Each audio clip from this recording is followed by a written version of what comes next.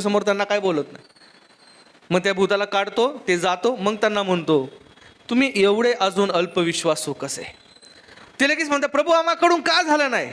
मग दुसऱ्या दाखल्यामध्ये म्हणजे त्या ठिकाणी नाही, दुसऱ्या शास्त्रपाठात म्हणजे लूक शुभवर्तमान म्हणा किंवा मार्कमध्ये वेगवेगळ्या गोष्टी दिलेल्या आहेत त्या शास्त्रपाठात, तेव्हा येशू म्हणतोय ही जात उपवास प्रार्थनेशिवाय जात नाही. पण या ठिकाणी येशू एका ठिकाणी काय म्हणतो माहिती का त्यांना, की तुम्ही अल्पविश्वासू आहात म्हणून तुमच्याकडून ते घडलेलं नाही. पण पहा प्रियांनो, तेव्हापर्यंत त्यांना पवित्र आत्म्याचा सहवास प्राप्त झालेला नव्हता. ते अजून भयभीत होऊन कंपित होऊन कुठे बसलेले होते, माडीवर बसले होते. जेव्हा येशू अकस्मातरित्या तिथे येतो, पवित्र आत्मा देतो, दिल्यानंतरही कार्य होत नाही का, कारण येशू म्हणतो जोपर्यंत मी जाणार नाही तोपर्यंत कार्य होणार नाही. म्हणतो जातो. 28 आपल्याला मत्ती शुभवर्तमानामध्ये सांगतं की त्याचं स्वर्गारोहण होतं. स्वर्गारोहण झाल्यानंतर ते माडीवरच आहे आणि मग त्यांना आत्मा सांगतो की तुम्हाला आता बाहेर जायचं आहे. तेव्हा ते बाहेर जातात. ओलांडण सणाची तयारी झालेली असते, लोक वेगवेगळ्या गावातून आलेले असतात आणि मग ते पवित्र आत्म्याने संचरित होऊन भाषण देऊ लागतात. त्यात पेत्र, हाच तो पेत्र जो येशूला सोडून गेला होता, हाच तो पेत्र जो समुद्रावरून चालता चालता पडला होता, हाच तो पेत्र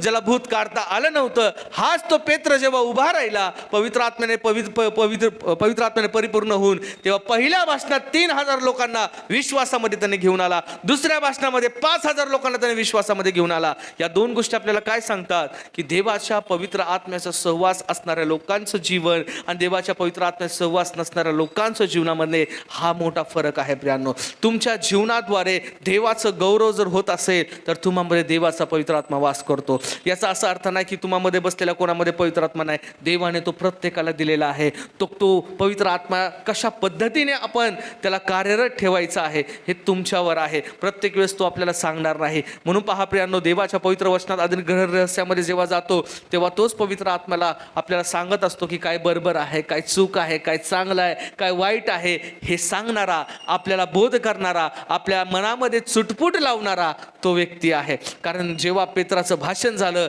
तेव्हा लोक काय म्हणत होते, ते जे बोलत होते आमच्या हृदयाला चुटपुट लागत होती आणि त्यांचं जीवन बदलत चाललेलं होतं. हे सांगण्याचं कारण काय आहे प्रियांनो, कारण त्यानंतरनं त्रैक्याच्या सिद्धांतावर मनुष्याने विश्वास ठेवावा म्हणून पवित्र आत्म्याचं कार्य त्या ठिकाणी झालं. कारण ट्रिनिटी बेस हा आपल्या विश्वासणाऱ्यांचा आहे प्रियांनो, बरोबर आहे. आज जगामध्ये किंवा आजच्या आपल्या पुण्यातलंच मी उदाहरण देतो, बाकी जास्त जात नाही. सुळसुळाट चाललेला आहे. कशाचा, कसला सुळसुळाट आहे माहिती आहे का तुम्हाला? पाखंडी मतवादांचा सुळसुळाट चाललेला आहे.